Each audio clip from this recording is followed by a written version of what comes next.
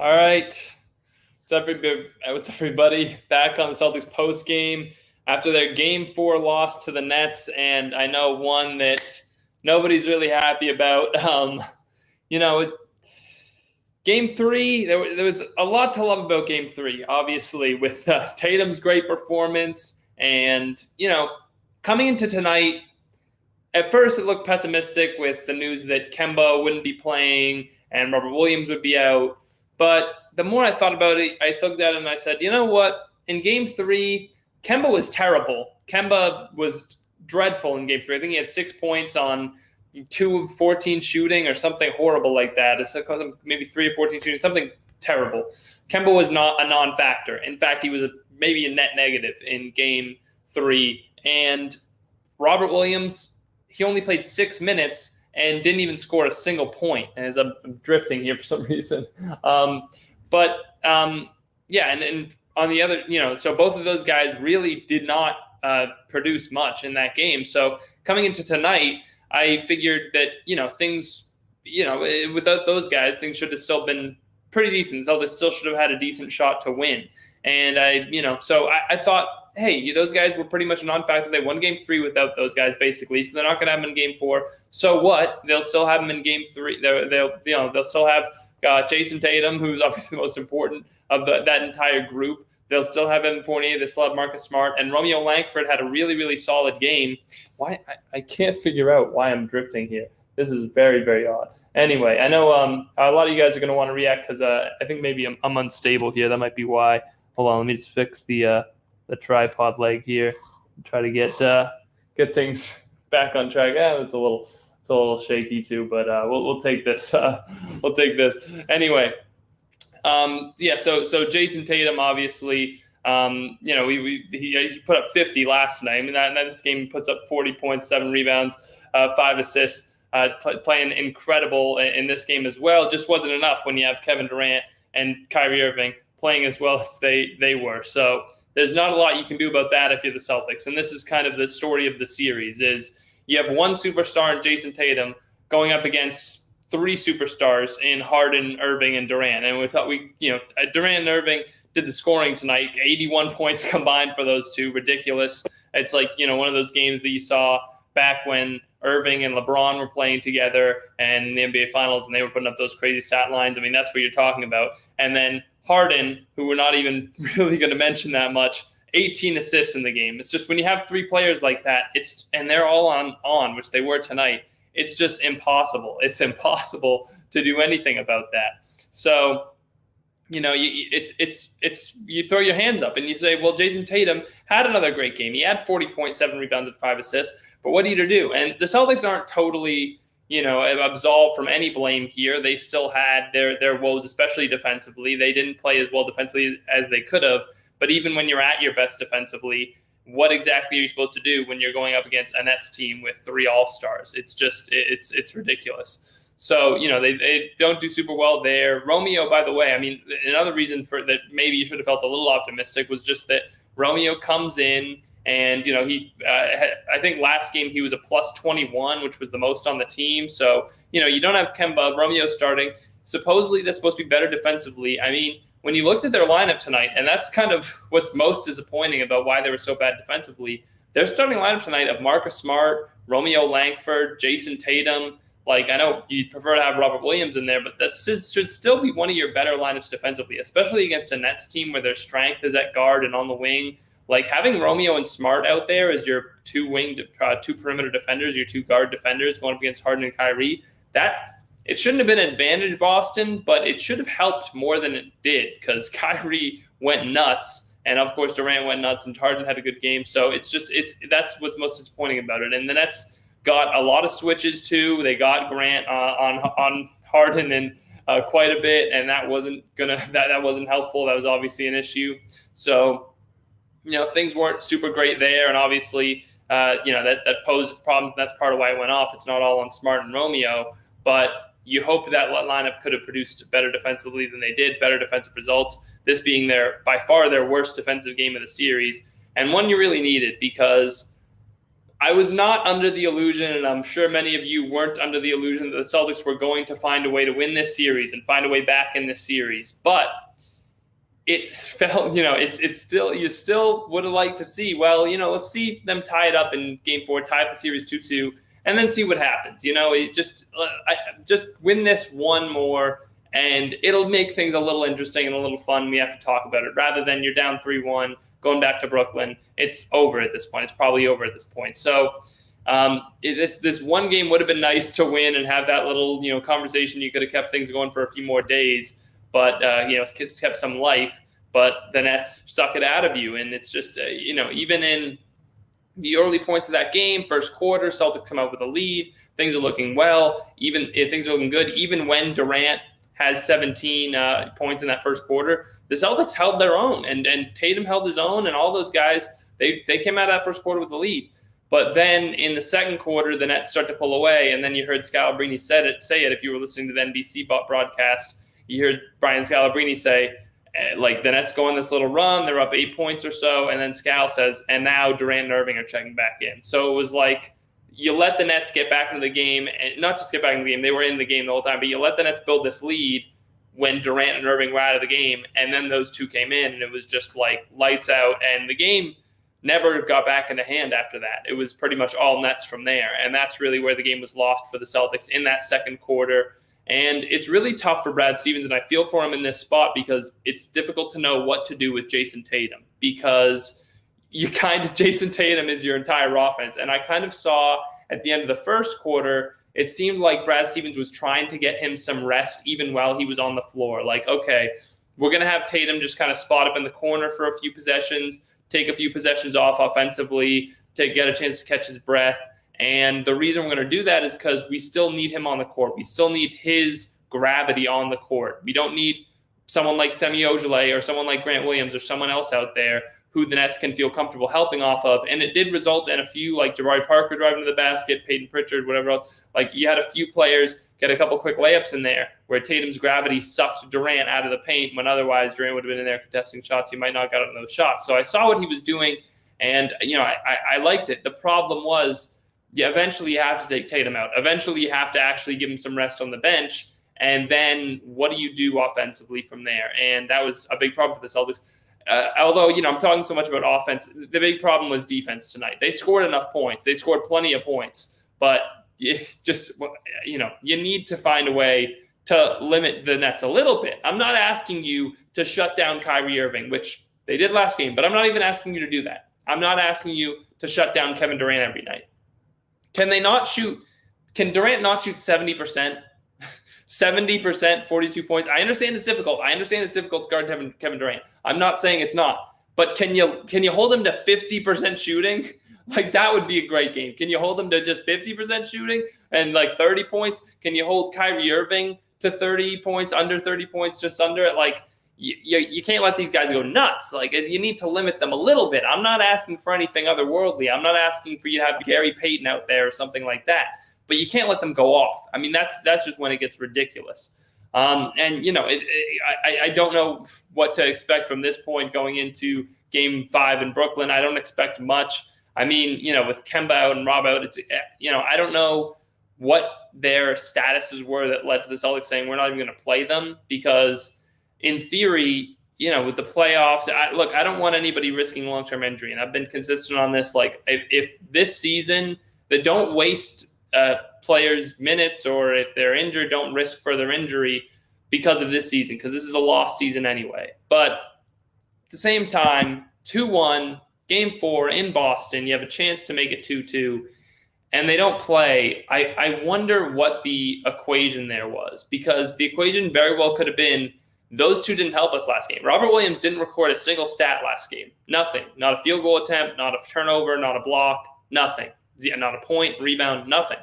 So if the equation was they're not going to help us anyway, why play them at all? They're not going to do anything for us. I can kind of get that, but it's tough to not play two of your 4 or 5 best players in that spot. And if people have a problem with that, I don't know if you guys in the chat have a problem with that. I'm not going to shut that down because it is frustrating. It's got to be annoying when it's playoff time. You were hoping for a great season. Obviously, things are lost, but you're in this spot where it feels like there's just a fragment of hope, and then it turns out that they're just going to sit everybody down, and there is none.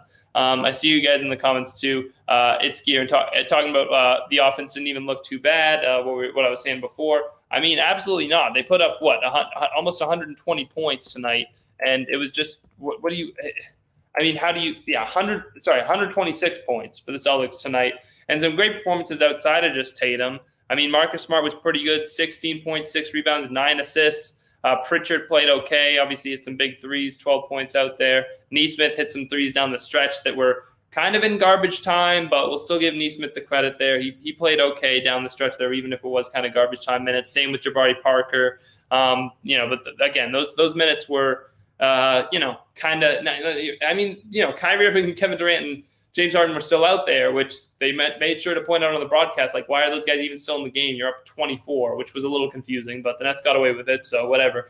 But those guys played pretty well, and they scored pretty well. It's just they couldn't do anything defensively against the Nets. And again, you have to be better. You don't have to shut down these guys, but you can't let them just go completely nuts. And it even speaks to like Bruce Brown, who 14 points and 7 rebounds for Bruce Brown, too much.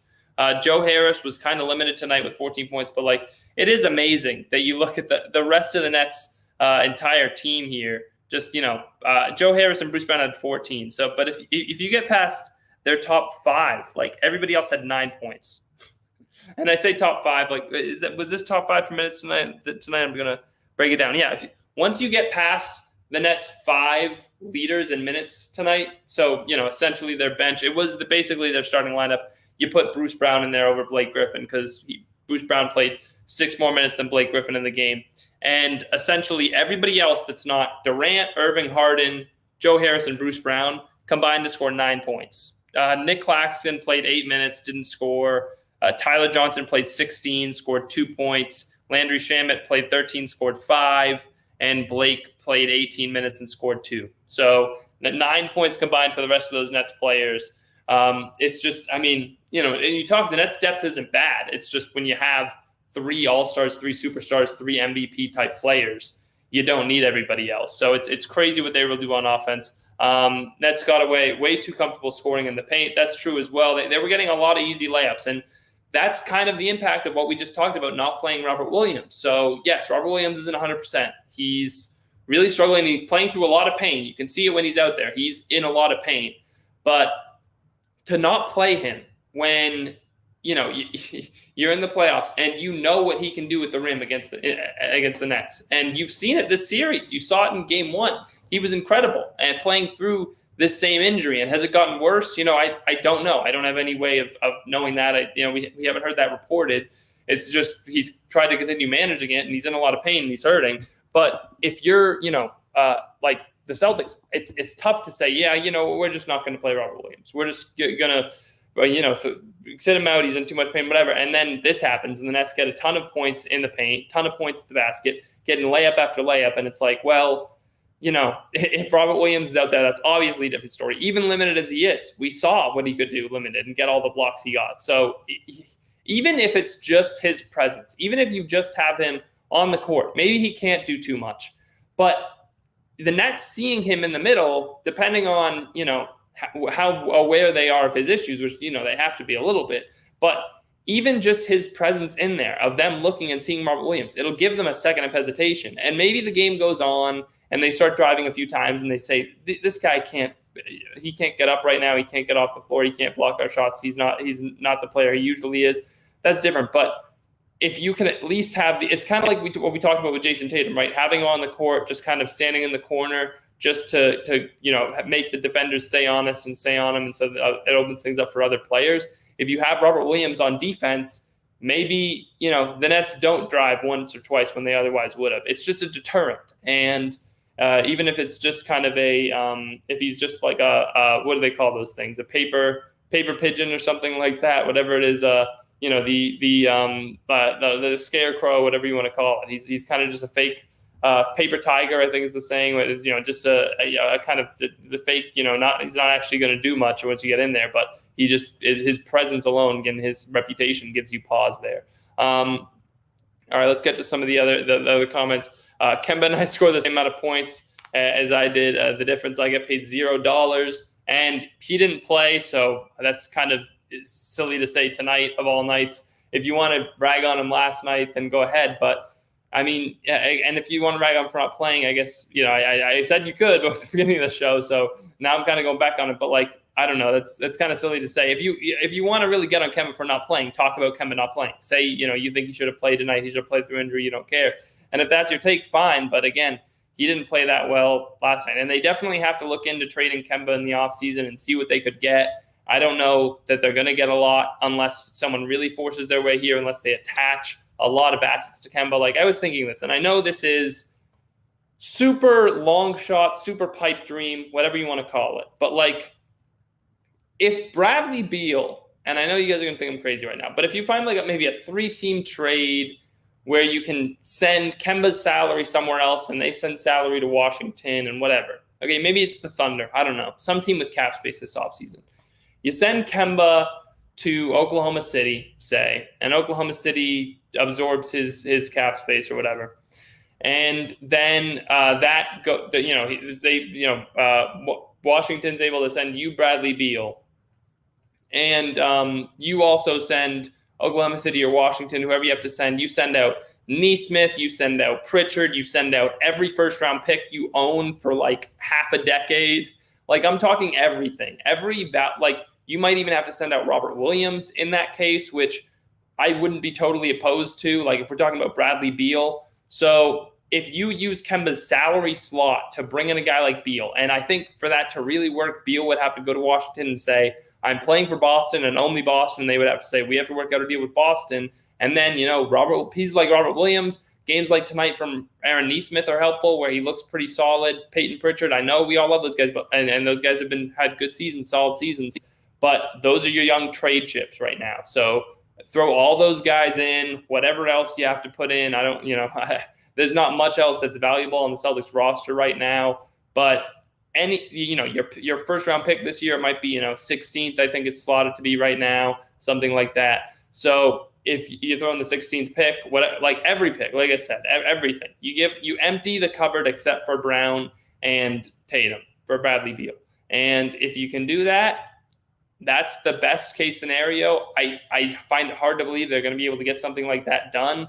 But what's important to me in trading Kemba is do whatever you have to do. Attach every single asset you have that's actually tradable to try to get something valuable for that salary slot. Because once that salary slot is gone, once his contract expires, and we talked about this with Gordon Hayward, it's gone unless there's a sign and trade, which, by the way, that was different with Gordon Hayward because some team was willing to come along and pay Gordon Hayward for $30 million, and you could sign and trade him somewhere and open up that trade exception. People probably aren't signing Kemba to a contract sizable enough to create a really valuable, juicy trade exception. That's probably not going to happen. So once Kemba's salary is off the books, that money is gone. They're up against the cap with Tatum and Brown. They're not going to have that extra max contract anymore. So making the most of his salary slot and trying to find whatever avenue you can to trade him for another superstar or just a star or something is very, very important. So if they can figure out a way to do that, I would hope I would hope they can. Saying someone threw a water bottle at Kyrie. I didn't see this. Did this actually happen? I thought it would be awful if it did, especially with everything that went down this past week with Kyrie talking about everything like that. Oh my goodness, that is ridiculous. My goodness, I'm looking at this video right now. Let me see this. Oh my goodness, that's horrible. That's horrible. That's completely awful. It's despicable. I hate this. Let me just tweet this out right now. Oh my God. Oh my goodness, this is awful. Water bottle at Kyrie. Guys, I need to talk about this because this was a topic all week, okay, about this kind of stuff and fans doing things I don't understand how this can keep happening. We were told kind of for I don't know how long now. I mean, for a week, you heard about people ragging on Boston fans, people, saying, oh, all these Boston fans, and talking about some very serious stuff in relation to Boston fans, saying that there's problems with racism in Boston, which there are, but it's just, I mean, you should have felt, every fan in Boston should have felt some sense of responsibility to prove that to not be the case. Like, everybody should have felt, and I understand that there's some pushback to that too, if it's not true and whatever you want to say about it, but you also should have felt like, I want to prove this wrong. I want to prove that this isn't true, that we're actually good, good fans and everything like this.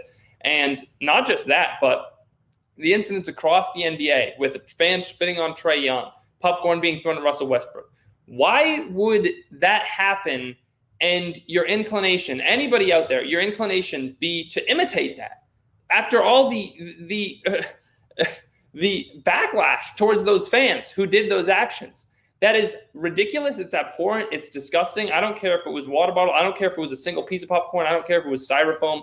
I don't care if it was a piece of paper. I don't care if it was a paper airplane. Whatever it was, you can't do that. You can't go to a basketball game and treat players like that. I don't care who the player is. I don't care that it's Kyrie Irving. You can't. That's ridiculous. You can't get away with that. It's stupid. That fan's probably going to be banned for life. He should. And it's I like that. It's such an idiot, such a moronic person. And I've used this analogy, and this is much higher scale than this. But like, imagine you go into a fast food joint. You go into a fast food joint. You order a drink from McDonald's or whatever. You take the drink, you pour the soda in the fountain, and you throw the soda at the McDonald's worker. Do you think you're ever going to be allowed back in the place again? Just because you're at a sporting event, you can't throw things at people and then expect to come back. You're going to get thrown out. You're going to get thrown out, and you deserve to. You're an idiot if you actually think you can do that. And after, it's so dumb to think, after what Kyrie Irving said, to give him, to actually give him solid evidence and fuel to his argument of what he thinks of you, as fans and as a fan, whatever. For this person to do that, everybody in Boston should hate this person for doing this. Like, you actually are going out there and making the fans look worse and ruining the reputation even further after what Kyrie said this week. I mean, it's to do that, to think that that's the right thing to do. I didn't have a problem with people booing, with the chants, anything like that. All that stuff's fine. You want to boo, you want to chant that Kyrie sucks and whatever else you want to say about him, within reason, obviously. You want to say, what was it, Kyrie sucks, and I know the where's Kyrie. If you want to say even F you, Kyrie, go for it. Go ahead, do that. But you can't throw things at him like that. You can't rise to that level. That is where the line is. You crossed it, and now this stuff's really going to take off. Like, if you thought this last week was bad, get ready for the next week, because there were people who came out nationally and defended Celtics fans. They defended them, and now this ruins the reputation even further. So that this is despicable. It's horrible. It's awful. It's just ridiculous. I want to see. Do we have any other comments like that? I don't think. I see MT talking about the fans. I'm sure he's not talking about it in this case, but that's just. It's ridiculous. It's Gear saying, I'm not sure if it was intentional, but it looked like Kyrie wiped shoes on the logo. It's saying, I guess maybe that happened at the end of the game. Even if he did that, you still can't throw a water bottle at him. I don't care if he did that or not. And it was, you're saying, I'm not sure if it was an intentional, who knows if it was an intentional or not. It could have just been, in passing. So it's you can't throw a water bottle at him walking out of the arena after that game. It's just it's stupid. All right. I mean, I'm sure we'll continue to talk about it. I don't see any other comments about it, but we'll try to talk about the rest of the game for a little bit. If anyone else wants to talk about this whole incident with Kyrie, we certainly can get into it. Let's see. I see actually ESPN tweeting it out now. I'll see if I can pull it up. It's Gear and try to pull up this ESPN tweet. Hold on. I think I can even send it to myself so we can kind of look at it. Okay. Well, let's pull this up. Let's see. I'll airdrop it to my MacBook so I can share my screen here. All right. I don't want to do that. All right. Let me see. I'll minimize this. So this is the video that we're talking about here of Kyrie. Share. And this is what I want. All right. Let's see. Do we share it right now? And I know it's going to look a little weird, guys. I might even have the Bannertown stuff right up right now. Let me I'll fix that so it looks doesn't look as bad. But yeah, this is the video where I'm kind of taking my first real look at it now. Steps over to center court. Just appears to be greeting his teammates. I don't know, guys. I mean, look, it's a little much. He takes one little tiny aggressive step into it. It's not like he drags his shoe a little. It wasn't that abhorrent. Is he doing a little something there? Probably, maybe. But it's not like he's spitting on it or like, this does not rise to the level where you can even begin to justify throwing a water bottle at him over this. This is not to that extreme at all. So, look, I get it. I get why people would be upset about that a little bit, but it does not rise to that level of let's throw things at this thing. You don't want incidents like that. You don't want to further that reputation for you as fans and everything like that. So it's just ridiculous. And then it's here saying, yeah, Kyrie stomped on the logo, and then he got a water bottle threw at him. You guys saying, let's see. I don't know if you guys said anything else about the Kyrie. Definitely a stomp. Looks straight at Lucky's head. And guys, like, I get it. I get why people are annoyed because it's like the logo and it's the whole thing with the Celtics and it's the brand and everything like that, and there's some sacred element to it. But like, so he stepped on your logo. He stepped on your logo. You drug his foot. Like, whatever. You still can't do that. Again, MT. I know what you're saying. And not justification for anything, but speaking on the topic alone, he stomped. Sure. Again, but MT, and I get what you're saying. Did he stomp? Fine. Sure. I don't know. Yeah, sure. I'll say he stomped. Does not matter. That pales in comparison to throwing a water bottle at him as he's walking out of the arena, because it's bringing a world of hurt, a world of pain to the Celtics. I'm going to try. There's a bunch of comments about the game. We haven't totally caught up with the comments about this situation. So I'm going to try to talk a little bit more about those comments about the game and tonight and a little bit more of what happened. As we wrap things up, and we'll certainly rope the Kyrie stuff into that too. Adam Wong saying, not that it would have made much of a difference, but that lineup at the start of the second quarter, yeah, and you kind of said it that to me, the second quarter is where the game was lost, and I said that off the top that it was just that was really where things kind of took a turn for the worse, and certainly I know that the Celtics, they had to take Tatum out, but just to have the Nets go on that run with Durant and Kyrie off the court on top of what Kyrie and Durant did actually in the game, just ridiculous. MT saying some positives. Smart still continues to shine. It just needs the shooting threes. He's just needs to stop shooting threes. He's so much better driving the ball and kicking it and playing bully ball and scoring inside the arc. Yeah, and Smart's, you're right. Smart's been pretty good at that throughout his career, and especially passing. I don't know if you mentioned the driving kick. Yeah, kicking it out. He's probably the best passer on the team. And, I don't know if this is going to be the path they take with Smart, but this makes the good performance in the playoffs, and this is back-to-back pretty solid performances. It certainly makes it easier to trade him in the offseason. And I don't know if he's totally going to replenish his value because he hasn't had the best season, obviously, this year, and it's only a few playoff games, so it's not like this is going to bring his value back to where it was last year or the year before or anything like that. But this can help a little bit if you are looking to trade Smart this offseason. Then you actually have he builds value up just a tiny bit more so you can get something of value for him. And I'm not saying they should or what they should do this offseason. We'll talk about all that, in due time. But if they are going to strongly be considering it, this only helps because you really needed Smart to end up having some pretty solid games, at least in this playoff run, to eventually kind of get to his whatever you're going to get for him. I don't know. People talked, I guess it was last year now. I know there were those talks about like, oh, could you trade Smart to the Golden State Warriors for the second overall pick? And like that was, or the third overall pick, I guess it was. And it's like, or the second, it was second. But that was too much. You were never going to get the second overall pick for Smart. The Hawks at 6 were a little more interesting. Could you even get that from now? I don't know. But yeah, we'll see what what avenues open up in the offseason. I'm sure there will be some interested teams. I just think his value is taking a real hit, but games like this certainly help. And another one, you're saying Nesmith needs longer run. He's definitely built up his confidence with his shot and defense. Tristan Thompson loves the Boston fan base, no doubt. Yeah, see, I don't know. I'm more hesitant on the Tristan Thompson thing.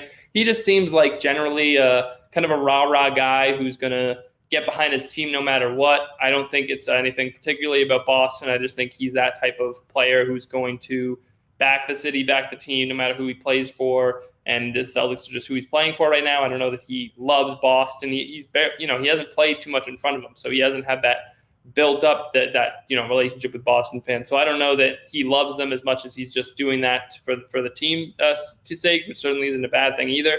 But stuff about Nesmith, yeah, and Nesmith again, he shot the ball pretty well. He had that air ball in the fourth quarter too. Like he shot pretty well, but he had that random air ball that was kind of just weird and like that came out of nowhere. But overall, he had a pretty solid game. And again, a guy that you might need to trade in the offseason, so he built up his trade value a little bit there for you if that's something you're going to take a look at. But offense isn't the problem, and defensively, like he wasn't out there a lot. Maybe they should have played him more. I don't know, but defensively, nobody was good tonight. So there's not much we can say there. Henry saying, would having JB for the start of the playoffs have made this a different series? I don't think it would have made this a different series.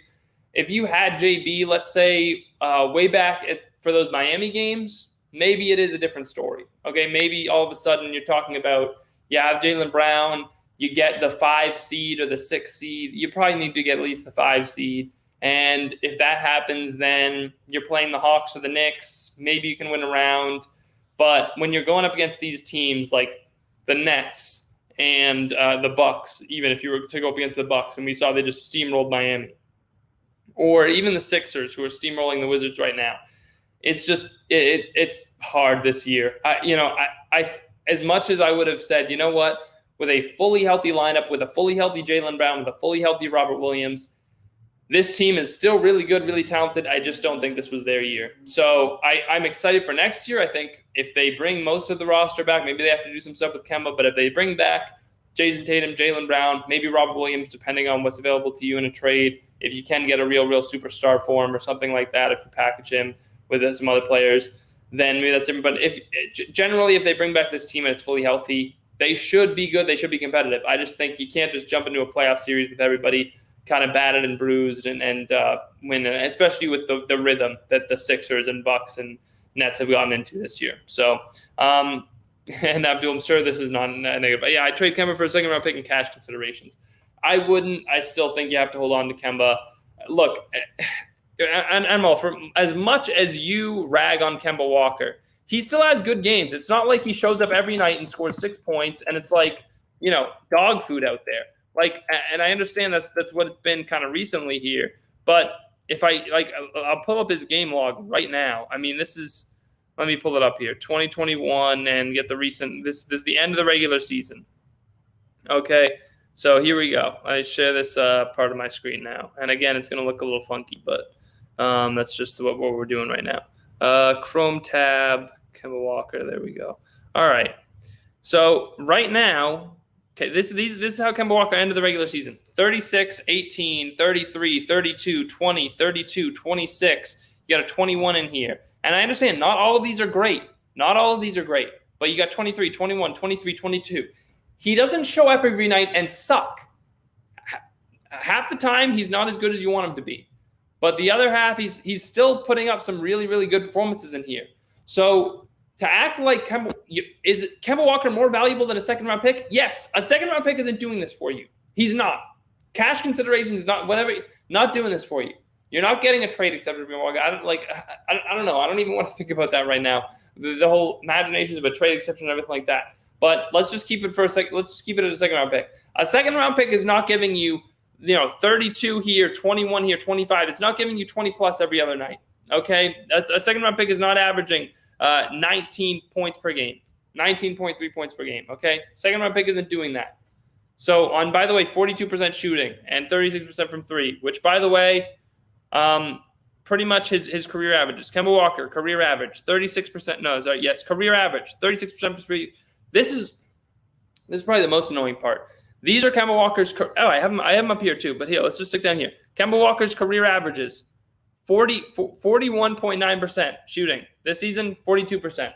Career average: 36% from three this season, 36%. Career points per game: 19.9 points this season, 19.3. I mean, what are we talking about? I understand Kemba's been a little disappointing, but we're falling into this trap, it seems like, where like Gordon Hayward isn't an all-star, a megastar, so he sucks. And Kemba Walker isn't an all-star, a megastar, so he sucks. No, he's still a really good player. Does he come with his, a litany of issues? He's not healthy all the time. He doesn't always play in the big moments. He's had some of his struggles in the playoffs. Yeah, but don't act like you would trade a second-round pick for him. That's stupid. That is idiotic to trade a second-round pick for Kemba Walker. He's still performing at pretty much the same level that he has for his career averages. I mean, he's just, it's pretty much the same thing. 36% from three, 42% from the field, 19.5 roughly points per game. Like, it's just, it's a lot. And even like the assist numbers and stuff like that, look, rebounds, assists, 4.9, 3.8, 5.4. Look, if you don't like Kemba Walker, that's one thing. But don't act like this isn't who he is. This is the player Kemba Walker's always been.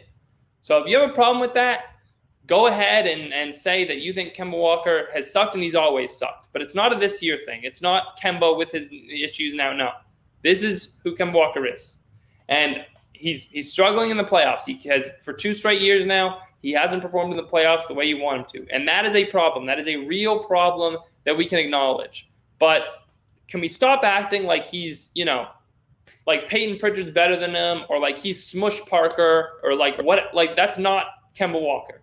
Kemba Walker's really good still. So I'm tired of talking about him like he's some nobody. Okay, like he's terrible. Saying MT talking about C's had the lead after the first quarter, and the game was relatively competitive for a good chunk of the game. Clearly outmatched talent-wise when they played team ball offensively. Just kept it interesting. Loved the energy the fans brought, and I know you're not talking about the Kyrie stuff. I'm sure you're not talking about the Kyrie stuff there. But also saying, outside of the Celtics, what team are you pulling for the rest of the way to win it all? Personally, I want to see the Suns raise a banner and CP3 finally get a ring to solidify his Hall of Fame career. I think the Suns are certainly a good pick. I don't know if I'm rooting for a team to like win it all per se. I'll just go round by round. Like right now, I really like the Hawks. I really like what Trae Young's doing. Am I going to root for them to win it all? I don't think it's going to happen. So like, I think it's a little silly to be like, I want the Hawks to win it all. Like, okay, yeah, and I want the Celtics to win it all. Like, no, it's not happening. But I'll just go round by round. I'll enjoy each game. I like rooting for the Hawks. I like what Trae Young's doing. I think it's fun. I've always been a huge fan of maybe you guys have heard me talk about it before, but that 30-30 documentary, Reggie Miller versus the New York Knicks, and what Reggie Miller did to the Knicks for years. And I think there's some similarities right now with what Trae Young's doing. So I just love it, and I really love that series. That's been my favorite series so far. So I'm going to be rooting for the Hawks for a while. Also, Trae Young's just kind of my guy. I wrote an article about him way back when he was in the draft. He gave me a retweet on it. Shout out to Trae Young. But yeah, Trae Young's kind of my guy, so I'm going to be pulling for the Hawks. But other than that, I don't have another team out there that I'm like, oh yeah, I really love that team. Like I like Jokic and the Nuggets, but I don't think they're going too far. The Suns are certainly a cool story. I'd like to see them beat the Lakers. That would be really fun. Obviously, Luka's fun to watch, and the Nets are ridiculous, and I'm not having fun watching them right now. But I'm interested to see how that's going to all come along. If there's any team that I'm like, that team could realistically win it all, and I think I'd like to see them do it the most.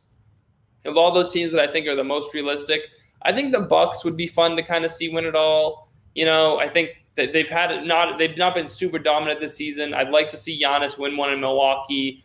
So I'd like to see him stay in Milwaukee for the long haul. I think that's good for the league. So if I had to pick a team out of that elite group, I think it'd be Milwaukee. But we'll see. We'll see as the playoffs go on and what storylines kind of I gravitate towards. Talking more about Kemba. I love Kemba, but we can't have two starters with injury concerns. Kemba's knee is worrisome, and Rob has issues with the hip, lower limbs, and his blood. Yeah, I know. I know it's frustrating, and I know it's annoying at times, and he keeps coming in and out of the lineup. And if you have a good path to trade him, do it. But again, we can't act like he's nothing. And you're saying I kind of want to see Kemba in Denver. That would be interesting. They have had some weird problems with point guards. I just don't know if they can make the money work at Skier. I don't know what they don't really have many big salaries to trade that would work for that. So I know they've had problems with the point guard position with like Campazzo playing a lot this year and starting a lot this year. And Campazzo's been pretty okay, but he's not like he's not an NBA starting point guard. So they couldn't really they couldn't. Oh, rooting. Okay. I see. Not for Kemba. I got you. Yeah. Denver would be a fun team to see. I just think without Jamal Murray, it's going to be tough. But I think the Kemba stuff's interesting for Denver too. Anyway, once his contract's up, maybe they can sign him or something, and that would be something. But by then, who knows where his knee's going to be at. But anyway, I think that's going to do it for this episode of podcast, or this episode of the post game. It's also going to be on the Wicked Smart Sports Guys podcast. I'm going to post it up there as I usually do when I hop on these post game streams. But thank you guys for watching. Appreciate it as always. Make sure you subscribe to the Guy Boston Sports YouTube channel right down here. Saying it still doesn't great Denver. I'm intrigued. Hey, you know what? Yeah, Kemba for Jokic. Who says no? No, I'm kidding. Maybe you swap Aaron Gordon back. No, there's nothing there really to talk about. There's no salary that would work. But anyway, yeah, guys, subscribe to the YouTube channel. Check out me on Twitter at @ByKJoyle. Shout out to Ev, who usually does the streams, going all over the place. I know the last one, guys, kind of cut out, and we do apologize for that. Just technical issues. That pop up sometimes, which is unfortunate after such a great game from Tatum, but it just happens that way sometimes. But we appreciate you guys sticking through us, sticking through that and trying to tune in for that, obviously. But yeah, guys, thanks for watching this one. Really appreciate it. I know my voice is going a little bit here. It's cracked a little. I don't know what's going on. I've been talking a lot today. It's the end of a long day, so my voice is cutting out a little bit here. I got to get some water or something. But thank you guys for watching. Unfortunately, they couldn't win, but we'll be back next time. I think Ev should be back next time. I don't know. I don't have confirmation on that, but I haven't heard anything from him about Game 5.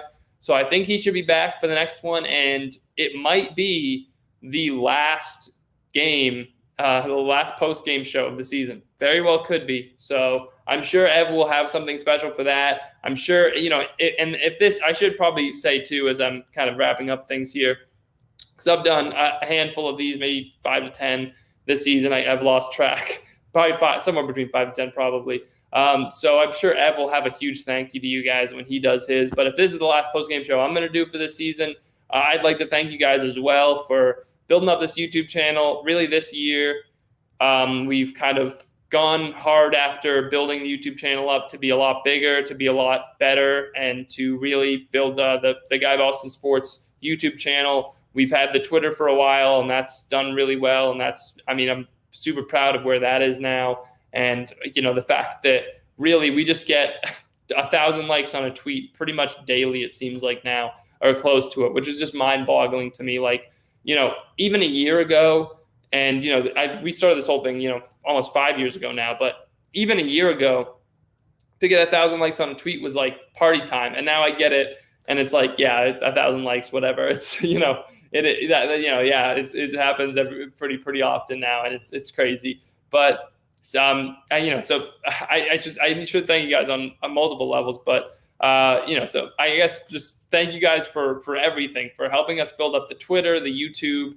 This whole year has been another spectacular year for us. It seems like we're stringing these together now year after year. It just keeps getting better and better and bigger and bigger. But as far as the YouTube specifically, which is what I wanted to talk about originally, this year we didn't have a big YouTube presence, and we really dove into it, and really Ev really dove into it and did so much for the YouTube channel and really committed to it and started building it up. And I was able to hop on here a few times, do different streams, which I've really enjoyed. I'll try to make more content during the off season of actually YouTube videos. It's always been really daunting because anytime I do something, I want it to be really good. And I know I'm not a professional YouTuber or anything like that yet, and I don't have all the editing the way I would want it to be and a full understanding of what I can and can't do and stuff like that. And I'm going to try to dive more into it in the offseason, especially when I have more time. But the streams have been something I've really enjoyed. It's something that takes, you put a little production value in there with, the post-game graphics that I have now, which obviously I've helped with. And the NFL draft stuff that I did with Nason and Sean Palmer helped me out with a lot of the graphics there.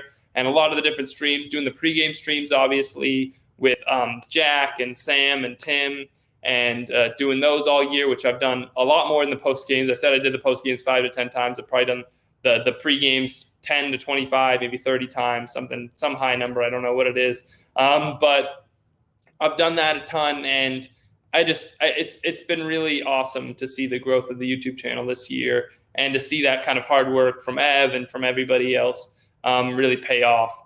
So I know, just thanks for watching and talking to me in the chat every day, and then making it feel like a fun place to talk about the Celtics, even after losses, after wins, whatever it might be. And I hope that we can continue to build it up. And I'll just say, I know that I don't think he's in here now. I'm going to forget his name. But I just wanted to shout out to everybody. I mean, it's Gear, obviously, and Mal, as much as I've kind of come at you and we have our back and forth sometimes, it's always great to have you in here. MT23, I know you're in here all the time. Henry, all you guys, I know you guys are just, you guys are coming in and tuning in almost every stream, and it's really awesome. And really everybody out there who comes in, I know I'm forgetting all these other names that I see all the time now that are just trying to race my brain to find them. But I know everybody who comes out all the time, we just always appreciate it. I'm trying to think I'm trying to think of this one guy's name now. I know Jack would kill me if Jack was in here and could tell me it. I think Sweaty Defense or whatever. I think that was it. So he comes in here all the time too, and we appreciate that. So just thank you guys for everything you've been able to help us do with this channel this year. And hopefully next year it's back and better than ever, and you continue to enjoy it. And even when the Celtics are in their offseason, I'm sure we'll have content, and maybe across other sports, and we can build it up. I know that we're really trying to integrate hockey more. Ev and I know we do a lot of the stuff with the site, aren't the biggest hockey guys. So any way we can find a way to build that up is really important to us. And, obviously the Patriots and the Red Sox, everything like that, whatever we can do to just make the content better and do more is what we're looking forward to doing. So there's a long way of saying thank you guys for everything this year. And if this is the last time I see you this season, hopefully I'll be back next season in whatever capacity, whether it's pregame, whether it's filling in on the postgame, whatever that is. I'll see more. And then I'm sure I won't be too quiet in the off season. I'll have other stuff I'll be putting out. But anyway, that'll do it for this episode. I'll wrap it up there after my long-winded thank you. But that I didn't come prepared with. If I had known I was going to do this, I knew I was going to do the stream, but if I knew I was going to do the thank you, I might have written something out or something that would have been a little more eloquent. But that's just from right off the cuff. Just thank you guys for everything. But that'll do it for this episode of the stream, guys. So thank you for watching, and I'll see you next time, whenever that is.